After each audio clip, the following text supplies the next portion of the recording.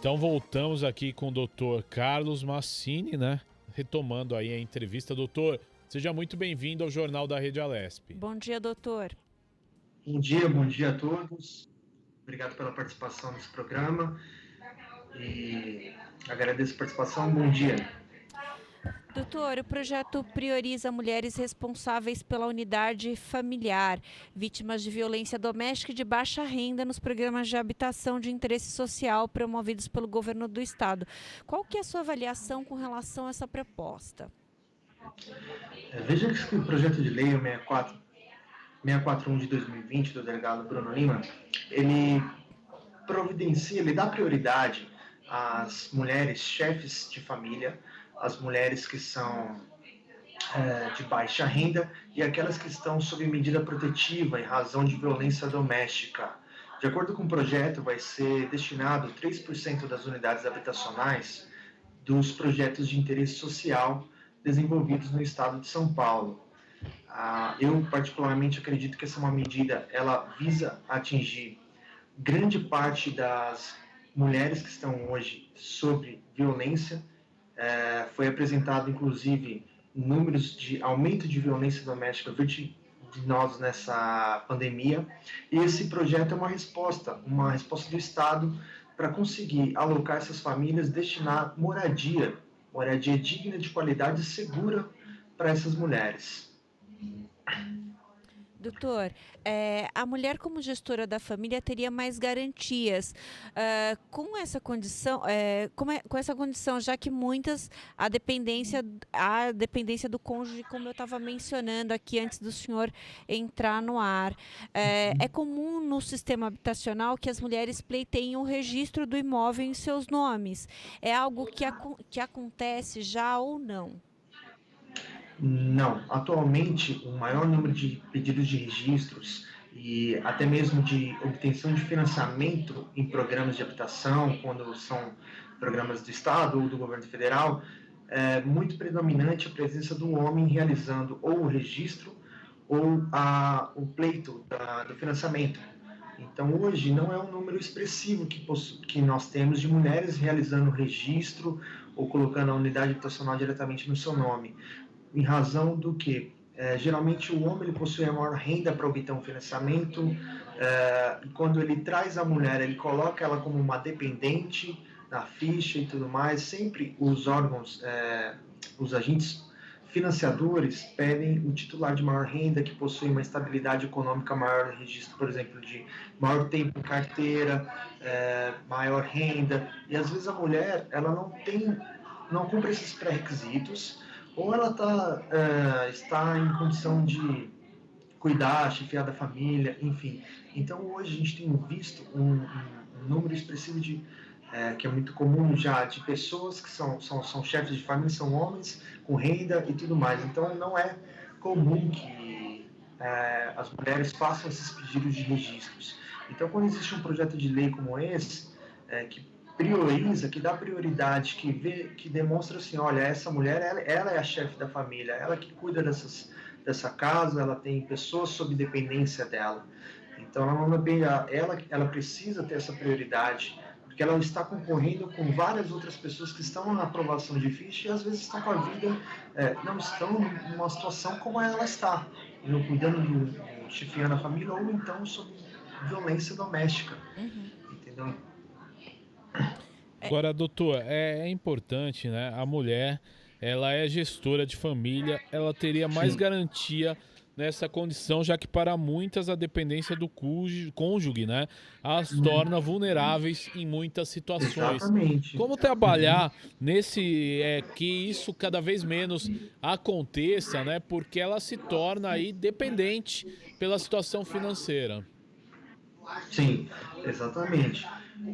Uma das medidas que podem existir propriamente esse projeto de lei que dá prioridade a essas mulheres para elas deixarem de ser dependentes, prioriza, dá acesso a elas à moradia.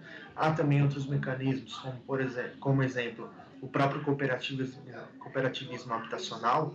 Veja que as cooperativas de habitação possuem facilidades de aquisição de imóveis e não dependem muitas vezes de aprovação de renda, nome ou comprovação de crédito, de renda, análise de crédito, nada disso. Então, em cooperativas de habitação, essas mulheres já possuem acesso adequado, o acesso que vai ser criado para elas de acordo com a possibilidade de pagamento, de contribuição, para participar de projetos voltados à habitação. Isso já é uma possibilidade delas não ficar totalmente dependente e ela mesma conseguir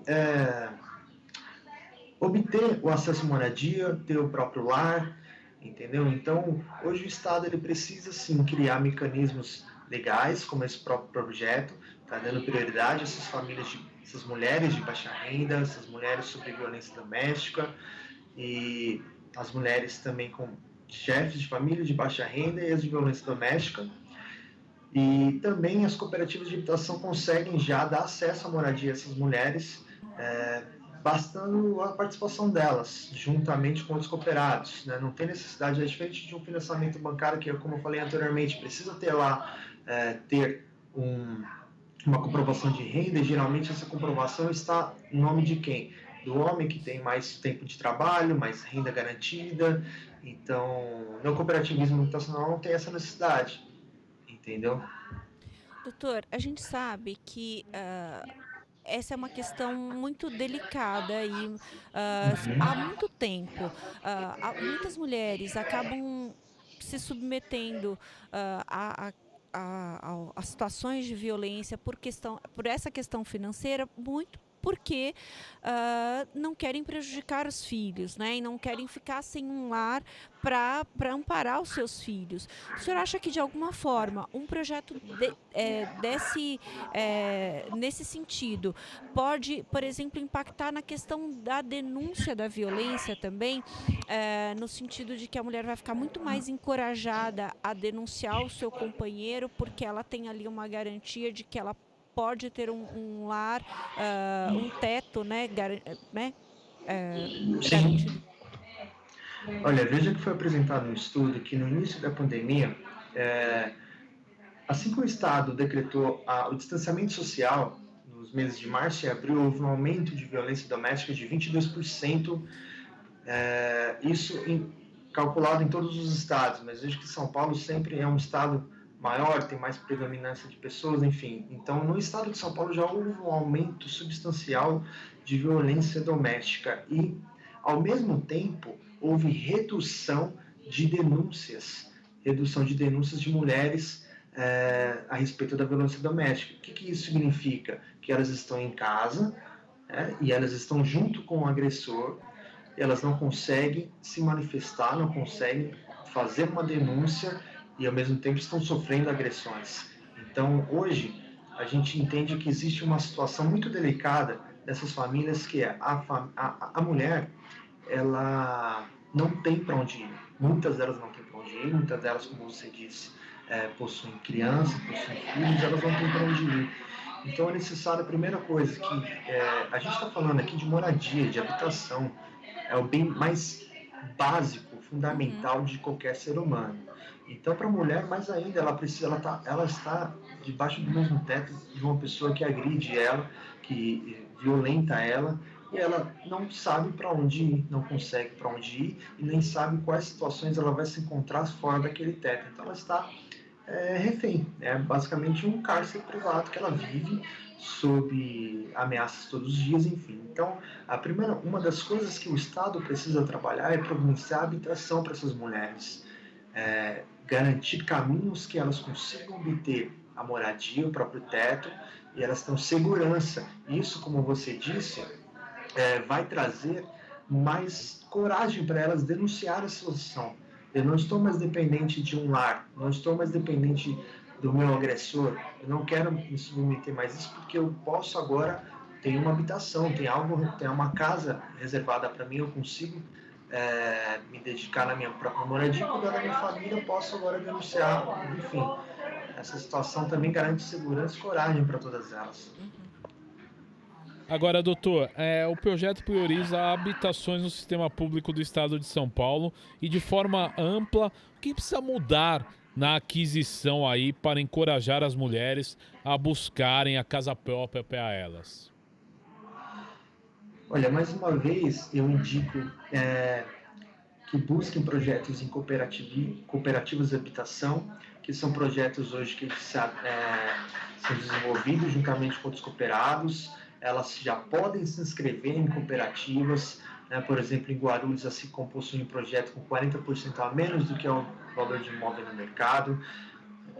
Só para pontuar para vocês, como eu falei, estamos falando de moradia, o mercado brasileiro tradicional de aquisição de imóveis não prioriza, pouquíssimas situações são priorizadas e há um acesso muito dificultoso a qualquer pessoa que não possua uma renda, não possua um crédito, enfim. O cooperativismo habitacional, quando ele surge, ele é uma alternativa para aquisição de imóvel. Então, ele já pode ser, de antemão, utilizado de antemão, essas mulheres já podem participar de projetos habitacionais em cooperativas, desenvolvidos por cooperativas de habitação no Estado. Há também associações que desenvolvem projetos e elas não dependem de aprovação de crédito nem anuência do cônjuge. Veja que no direito, às vezes é muito importante que o marido ou a esposa dê uma outorga para aquisição de um imóvel e tudo mais, ou então faça divisão, tem aquela história toda de divisão de bens, enfim. No cooperativo habitacional não existe isso, porque são cotas de habitação. Então, isso vai se transformar em imóvel quando ele for entregue. Até lá, há muita coisa para ser discutida no âmbito familiar. Esse projeto, mais uma vez, reitero, também é um caminho, uma excelente medida, tá? São reservadas no mínimo 3% de unidades habitacionais no programa de interesse social e falta muito ainda para o Estado atingir e suprir o déficit habitacional no próprio Estado. Então, hoje existe uma carência muito grande de projetos habitacionais, existe uma carência muito grande de projetos de lei e propriamente leis no Estado para implantar novos projetos e destinar fundos, arrecadações e dotações orçamentárias para projetos de habitação. Então, a gente começa a ver agora uma manifestação do Estado aos pequenos passos, como esse projeto, há um outro projeto também em trâmite falando sobre habitação. Então, há muita necessidade do governo do Estado se manifestar por habitação social, mediante não só o Poder Legislativo na criação de leis, mas o Poder Executivo precisa, esse projeto, por exemplo, ele aprovado, o Poder Executivo precisa regulamentá-lo em até 90 dias para já dar. Isso é uma medida que, sim, essas mulheres elas estão sofrendo. Para você ter uma ideia, para vocês terem uma ideia, não existe nenhum hoje projeto que esteja, nenhuma lei que esteja dando prioridade ou outras leis que consigam favorecer, beneficiar, priorizar essas mulheres. Hoje a gente tem o quê? Uma lei federal, a Lei Maria da Penha, tá, tudo bem, mas Maria da Penha, ela está cuidando das agressões, está dando as medidas protetivas, ok. Mas e a habitação, tem alguma coisa destinada para elas? Não tem. E renda, tem alguma coisa criada para elas? Também não tem. Então, é uma série de medidas que o Estado precisa tomar para conseguir diminuir os casos no Estado, no próprio Estado de São Paulo, de feminicídio, de aumento de violência doméstica, abaixo do número de denúncias. E a habitação, há muitos projetos ainda que precisam ser implantados para suprir o déficit, né? Como eu falei, aqui a gente está tratando de 3% das unidades habitacionais. Ainda restam 97% de projetos que precisam ser implantados, tá certo? Sim, doutor, muito obrigada pelas suas considerações. É importante o senhor fez um destaque aí no final da sua fala muito importante. A gente tem a Lei Maria da Penha no âmbito federal, porém não há nenhuma regulamentação com relação à moradia e esse projeto ajuda a suprir essa carência e a gente espera também que em outros âmbitos, inclusive federal, projetos como esse sejam copiados. Muito obrigada pela sua participação aqui no jornal, doutor. Agradeço a todos. Muito obrigado. Tá. Um bom dia para o senhor. Bom dia.